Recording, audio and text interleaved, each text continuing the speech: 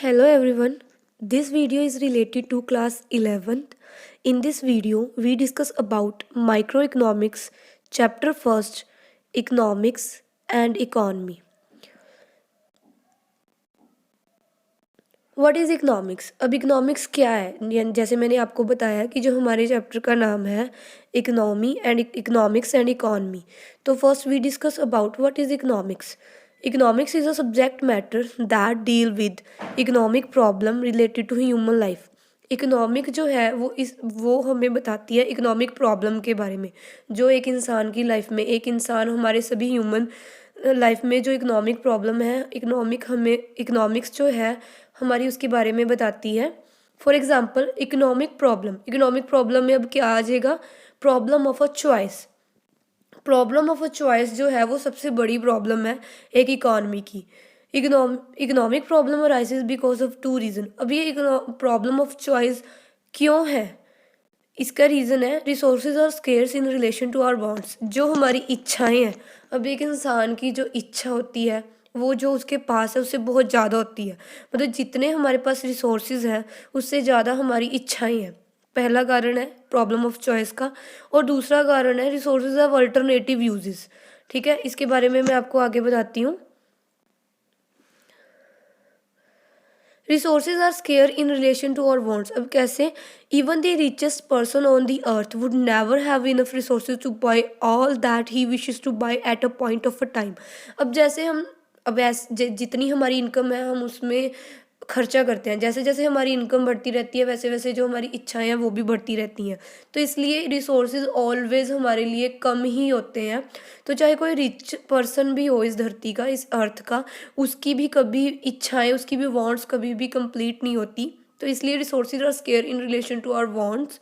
Next, resources have alternative uses. अब जैसे for example with a 100 rupee note one can either buy medicine for the sick mother और a movie ticket for the self. अब जो हमारे पास है, जैसी भी हमारी इनकम है, फॉर एग्जांपल मेरी इनकम 100 रुपीज़ है, तो अब उस 100 रुपीज़ में ये तो नहीं है कि मुझे सिर्फ एक ही चीज़ खरीदनी है. हमें उस 100 रुपीज़ का जो हमारे पास रिसोर्स है उससे हमें अपनी कई तरह की इच्छाएं, कई तरह की जो हमारी नेसेसिटी है वो पूरी करनी होती है. फॉर एग्जांपल अगर मैं, जैसे मैंने इसमें लिखा है कि दो एग्जांपल, या तो मैं मूवी, अब 100 रुपीज़ के नोट में या तो मैं एक मूवी टिकट ही ले सकती हूँ, या मैं, जो मेरी मदर बीमार है उनके लिए मेडिसिन ही ले सकती हूँ. तो ये 100 rupees note may be not be enough to buy both. मतलब 100 का नोट दोनों के लिए पर्याप्त नहीं है, या आप एक ही चीज़ खरीद सकते हो. So that there is a problem of choice. तो इसको बोलते हैं प्रॉब्लम ऑफ चॉइस. और यही एक इकॉनमी की सबसे बड़ी प्रॉब्लम है. इसी पे सारी जो हम इकोनॉमिक्स में जो हम इससे रिलेटेड ही सॉल्यूशन, इससे रिलेटेड ही जो प्रॉब्लम है वही पढ़ते हैं, और इससे रिलेटेड जो सॉल्यूशन है वो हम इकोनॉमिक्स में पढ़ते हैं. ठीक है गाइज. नेक्स्ट है रिच और poor, we all face economic problem. अब जो रिच एंड पुअर है, अब देखो जैसे मैंने आपको स्टार्टिंग में बताया कि हम इकोनॉमिक्स में हम लोग क्या पढ़ रहे हैं? Problem of choice. अब प्रॉब्लम ऑफ चॉइस मैंने आपको बताया कितने तरह की है. उसके दो रीजंस हैं कि एक तो रिसोर्सेज है जो स्केयर है, रिसोर्सेज में कमी है, और दूसरा हम अल्टरनेटिव यूज़ है, जो भी हमारे रिसोर्स है उसके एक यूज़ नहीं है, उसको हमें कई तरह से यूज़ करना होता है ना. तो रिच और poor, we all faces economic problem. चाहे वो रिच है चाहे वो पुअर है, सभी इकोनॉमिक प्रॉब्लम को फेस करते हैं. जैसे as a consumer every household faces this problem of a choice. अगर आप एक कंज्यूमर हो, कोई चीज़ कंज्यूम कर रहे हो, तब भी आपको प्रॉब्लम ऑफ चॉइस फेस करनी पड़ती है. व्हाट टू बाय, क्या खरीदें. What not be the given, जो आपके पास गिवन इनकम है. जैसे हम वही एग्जांपल अपना लेके चलते हैं कि हमारे पास 100 रुपीज़ का नोट है, तो हम उसमें क्या खरीदें जो हमारे लिए ज़रूरी है और क्या ना खरीदें. एज अ प्रोड्यूसर, अगर आप एक इकॉनमी के प्रोड्यूसर हैं, प्रोडक्शन करते हैं, तो every entrepreneur faces the problem of choice, उसको भी फेस करनी पड़ती हैं. व्हाट टू प्रोड्यूस, क्या वो बनाए, and what not be in the given resources, जो उसके पास गिवन रिसोर्सेज हैं. फॉर एग्जांपल जो भी, मतलब उसके पास गिवन रिसोर्सेज है तो वो उसमें क्या बनाए. ठीक है, ये उसकी प्रॉब्लम है. So economics teach the household to use the limited resources in a manner. तो जो हमारी इकोनॉमिक्स है, जिसके बारे में मैंने आपको स्टार्टिंग में बताया कि इकोनॉमिक्स क्या है, आप लोग क्यों इकोनॉमिक्स पढ़ रहे हैं। तो इकोनॉमिक हमें बताती है कि एक हाउस होल्ड अपने रिसोर्सेज को कैसे यूज़ करे। रिसोर्सेज यहाँ पे इनकम की बात की गई है, ठीक है, कि वो अपने रिसोर्सेज को किस ऐसे मैनर में यूज़ करे जिससे वो ज़्यादा से ज़्यादा सेटिस्फाई हो जाए, ठीक है। Maximize satisfaction is maximized and the producer to use their resources. और जो एक इकॉनमी के प्रोड्यूसर्स हैं, वो अपनी इकॉनमी को इस तरह अपने रिसोर्सेज को इस तरह यूज़ करें ताकि प्रोड्यूसर भी सेटिस्फाई हो जाए और उनका मैक्सिमम से मैक्सिमम प्रॉफिट हो। हाउस होल्ड का जो रिलेशन है वो सेटिस्फैक्शन से है, कि वो ऐसे अपने रिसोर्सेज को यूज़ करे कि वो सेटिस्फाई हो जाए। और प्रोड्यूसर का जो रिलेशन है वो प्रॉफिट से है, कि वो अपने रिसोर्सेज को इस तरह यूज़ करे कि उसका ज़्यादा से ज़्यादा प्रॉफिट हो। Next,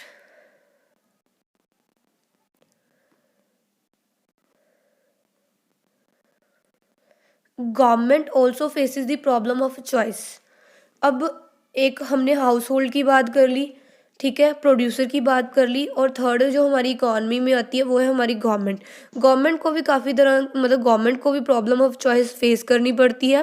for example, how to use public revenue. जो वो हमसे एज अ कलेक्ट करती है टैक्स के रूप में पब्लिक रेवेन्यू, वो उसको कैसे यूज़ करे।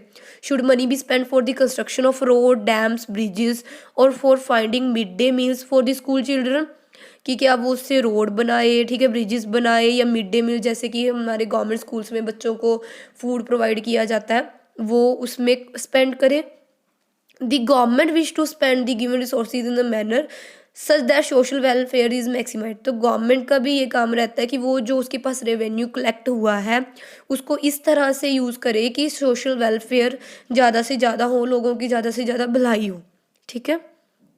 Next, micro economics. अब माइक्रो इकोनॉमिक्स और मैक्रो इकोनॉमिक्स, अभी यहाँ पे जो हमारी क्लास 11th है उसके पास माइक्रो इकोनॉमिक्स है।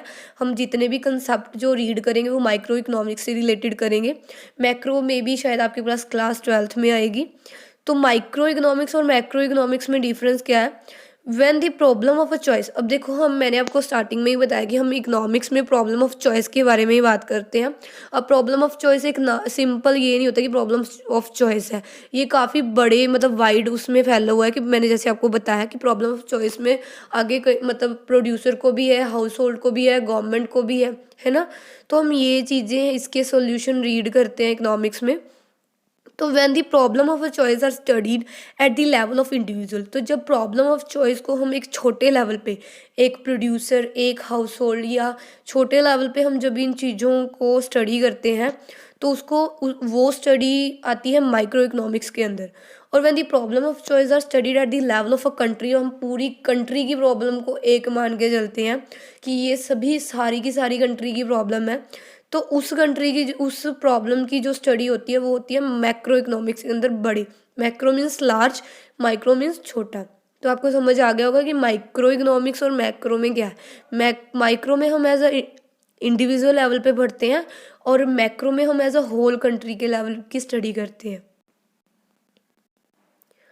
Vital component of micro economics. Micro economics के अंदर जो हम कंसेप्ट पढ़ते हैं, थ्योरी ऑफ अ कंज्यूमर, एक कंज्यूमर के बिहेवियर की, इसको हम डिमांड, क्योंकि कंज्यूमर क्या करता है, डिमांड करता है, प्रोडक्ट्स की डिमांड, गुड्स की डिमांड। तो जो कंज्यूमर की बिहेवियर है वो थ्योरी ऑफ डिमांड भी हम इसको बोल सकते हैं। दूसरा हम पढ़ते हैं थ्योरी ऑफ प्रोड्यूसर, एक प्रोड्यूसर की थ्योरी उसके बिहेवियर की, क्या वो बनाए क्या ना बनाए, किस क्वांटिटी में बनाए, है ना। तो प्रोड्यूसर का काम होता है सप्लाई करना, तो हम इसको थ्योरी ऑफ सप्लाई भी बोल सकते हैं। नेक्स्ट है थ्योरी ऑफ प्राइस। प्राइस से रिलेटेड जो थ्योरी आती है वो भी माइक्रो इकोनॉमिक्स के अंदर आती है। तो ये जो 3 वाइटल कंपोनेंट माइक्रो इकोनॉमिक्स के हैं।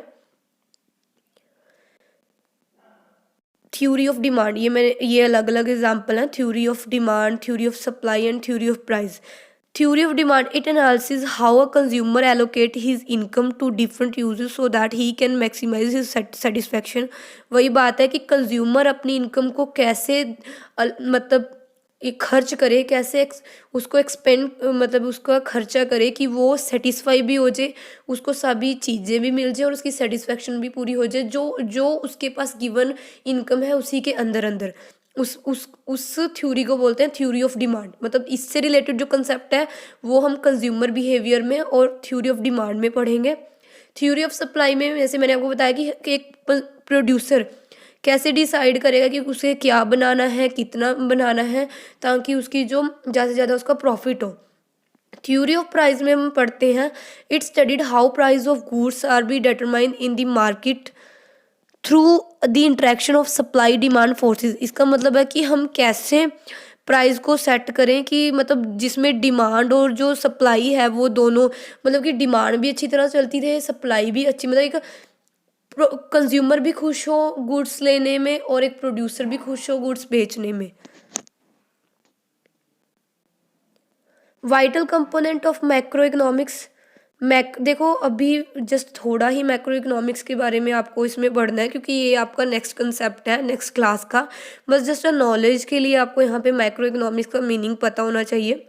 तो मैक्रो इकोनॉमिक्स के जो वाइटल कंपोनेंट है, मतलब हम जो मैक्रो लेवल पे, बड़े लेवल पे जो कंसेप्ट हम लोग स्टडी करते हैं, दैट इज इक्विलिब्रियम, डिसइक्विलिब्रियम और करेक्शन। इक्विलिब्रियम होता है मतलब बड़े लेवल पे हम लार्ज पूरी एज ए जो होल कंट्री की प्रॉब्लम है वो है कि aggregate supply is equal to aggregate demand. तो थ्योरी जिसमें हम पढ़ते हैं कि theory related to equilibrium in the economy, कि जितनी सप्लाई हो उतनी ही डिमांड हो। ठीक है, जो ये कंसेप्ट है ये होल कंट्री का कंसेप्ट है। Next is disequilibrium, theory related to disequilibrium in the economy. मतलब कि जब ऐसा हो जाता है कि डिमांड ज़्यादा होगी, ठीक है, सप्लाई ज़्यादा हो गई, तो ये जो कंसेप्ट है इसकी जो प्रॉब्लम है, ये जो प्रॉब्लम है ये भी होल होल कंट्री की प्रॉब्लम है। कभी कभी आपने देखा होगा कि डिमांड ज़्यादा होती है बट प्रोडक्ट नहीं होता, और कई बार ऐसा होता है कि सप्लाई ज़्यादा हो जाती है, ठीक है, और लोग खरीदते नहीं है। तो ये भी एक तरह से प्रॉब्लम है, इससे महंगाई बढ़ती है, ठीक है, महंगाई कम होती है। तो ये कंसेप्ट होते हैं, ये भी हम पूरे एज अ मैक्रो लेवल की स्टडी है, ये कोई किसी एक की प्रॉब्लम नहीं है, ये होल कंट्री की प्रॉब्लम है। और नेक्स्ट है करेक्शन। तो करेक्शन में आता है कि हम कैसे जो ये हमारा डिसइक्विलिब्रियम होता है, जैसे डिमांड ज़्यादा होगी या सप्लाई ज़्यादा होगी, इसको हम कैसे करेक्ट करें। तो ये जो इससे रिलेटेड सॉल्यूशन है वो भी हम एज अ होल है। अब जो प्रॉब्लम होल लेवल की है तो सॉल्यूशन भी होल लेवल का ही होगा।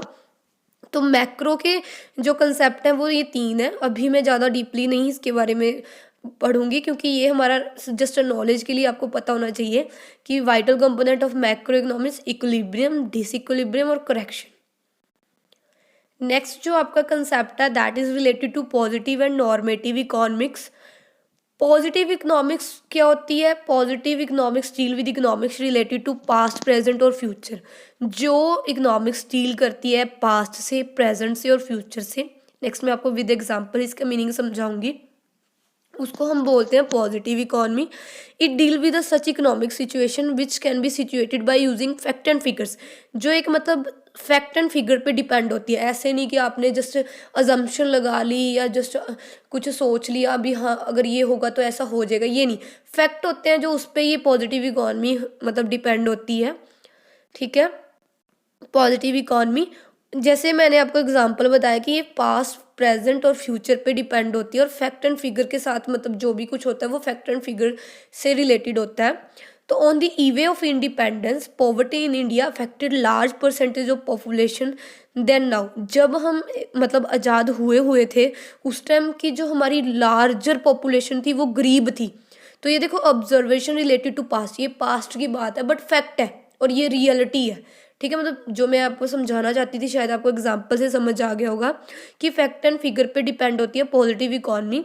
जब हम आज़ाद हुए थे तो हमारी जो लार्जर पॉपुलेशन थी वो गरीबी दर पे थी, गरीबी दर के नीचे ही थी। ठीक है, 22% of population in India is absolutely poor below poverty line. It is observation related to present. अगर हम अब की बात करें तो 22% जो मतलब यहाँ की जनसंख्या है हमारे भारत की वो अभी भी गरीबी दर के नीचे है, ये भी फैक्ट है ना, ये प्रेजेंट है। If the population in India continues to grow, अगर ऐसे ही हमारी जो पॉपुलेशन है वो ग्रो होती रही, ऐसे ही पॉपुलेशन बढ़ती रही, तो at the existing rate the percentage of population below poverty line will be exceed. तो जो हमारी गरीबी दर रेखा है वो 22% से भी बढ़ जाएगी, ये भी फैक्ट है। क्योंकि अगर पॉपुलेशन ऐसे ही बढ़ती रही तो गरीबी और ज़्यादा बढ़ेगी। ठीक है, ये फ्यूचर से रिलेटेड ऑब्जर्वेशन है। तो आपने नोटिस किया होगा कि जो ये तीनों की तीन पास्ट, प्रेजेंट और फ्यूचर से रिलेटेड ऑब्जर्वेशन है, ये एक फैक्ट है, ठीक है, कहीं ना कहीं सच्चाई पे बेस्ड है। तो इसको बोलते हैं पॉजिटिव इकोनॉमिक्स, जहाँ पे एक मतलब फैक्ट एंड फिगर की बात होती है। नेक्स्ट है नॉर्मेटिव इकोनॉमी। नॉर्मेटिव इकोनॉमी से उल्टा है। Normative economy is economics of what ought to be, क्या करें तो ये होगा, ये करेंगे तो ये होगा, जो मतलब अजम्पशन पे डिपेंड होती है। It deal with the opinion of the economics related to economic issue of economic problem. मैंने जैसे आपको बताया कि ओपिनियन पे डिपेंड है। डिफरेंट इकोनॉमिक्स में offer direct different opinion on the solution of an economic problem. जैसे कि हम लोग किसी चीज़ का ओपिनियन देते हैं, किसी चीज़ की सॉल्यूशन देते हैं, ठीक है। Opinion involve carefully. तो नॉर्मेटिव इकोनॉमिक्स, फॉर एग्जांपल जैसे मनरेगा, Mahatma Gandhi national rural employment guarantee act will one day be bring end of the problem of unemployment in the country. तो इनकी जो मतलब ओपिनियन था कि जो ये इन्होंने मनरेगा गवर्नमेंट ने चलाई थी कि एक दिन जो है देश से अनएम्प्लॉयमेंट ख़त्म हो जाएगी, मतलब ये ओपिनियन लेके चल रहे थे, ये कोई फैक्ट नहीं है, ये जस्ट एक ओपिनियन है।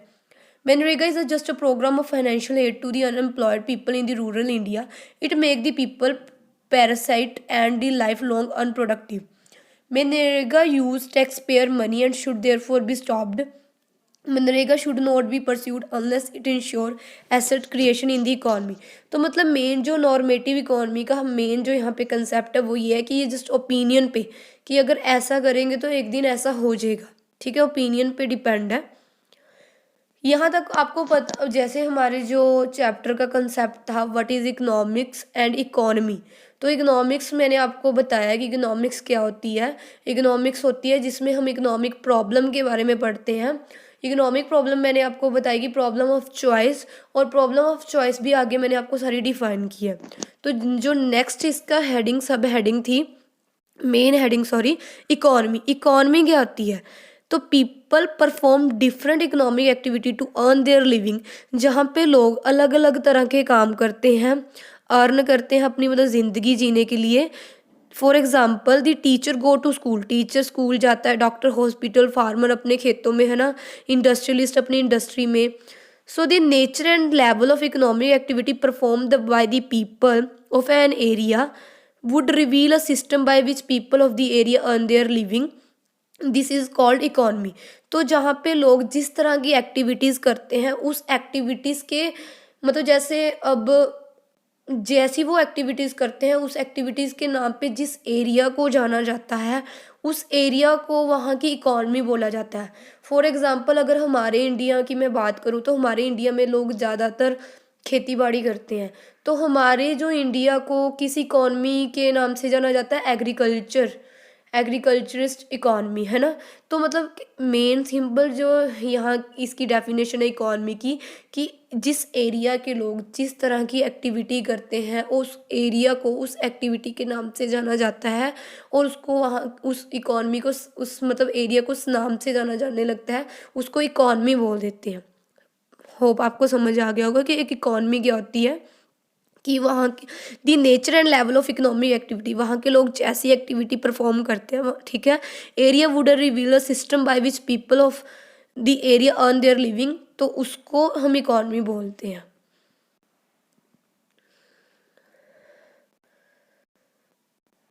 टाइप ऑफ इकोनॉमिक्स, कंट्रोल्ड और सेंट्रल प्लान्ड इकॉनमी। अब अलग अलग देश की अलग अलग इकॉनमीज़ होती हैं, जैसे कंट्रोल्ड और central planned economy, free economy और मार्केट इकॉनमी। देखो इनके दो दो नाम हैं, कुछ भी आपको एग्ज़ाम में पूछा जा सकता है, तो आपको दोनों नाम पता होने चाहिए कि फ्री इकॉनमी को मार्केट इकॉनमी भी बोलते हैं।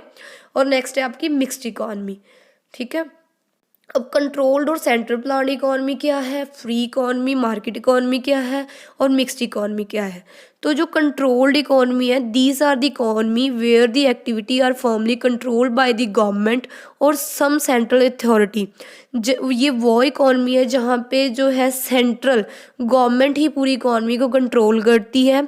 फ्री इकॉनमी में क्या होता है, जहाँ लोग जहाँ की मार्केट फोर्स यानी कि कंज्यूमर और प्रोड्यूसर ही आपस में पूरी इकॉनमी को कंट्रोल करते हैं। और मिक्स्ड इकॉनमी में क्या होता है, कुछ रोल गवर्नमेंट प्ले करती है और कुछ रोल मार्केट यानी कि मार्केट फोर्सेस प्ले करती है, यानी कि प्रोड्यूसर और कंज्यूमर, ठीक है, प्ले करते हैं। तो कंट्रोल इसमें क्या होता है, मतलब जो सेंट्रल प्लान्ड इकोनॉमी होती है वहाँ पे पूरा जो रूल एंड रेगुलेशन सारा गवर्नमेंट के कंट्रोल में होता है। तो जहाँ पे गवर्नमेंट के कंट्रोल में होता है तो वो गवर्नमेंट किसके बारे में सोचती है, सोशल वेलफेयर के। फ्री इकॉनमी का जो काम होता है वहाँ पे मार्केट फोर्सेस का कंट्रोल होता है। तो उनका मेन, अब देखो जहाँ पे मार्केट अपने हिसाब से चलने लगी तो वहाँ पे जो मोटिव होएगा प्रॉफिट मैक्सिमाइजेशन होएगा कि ज़्यादा से ज़्यादा प्रॉफिट होएगा, वो लोगों के बारे में नहीं सोचेंगे।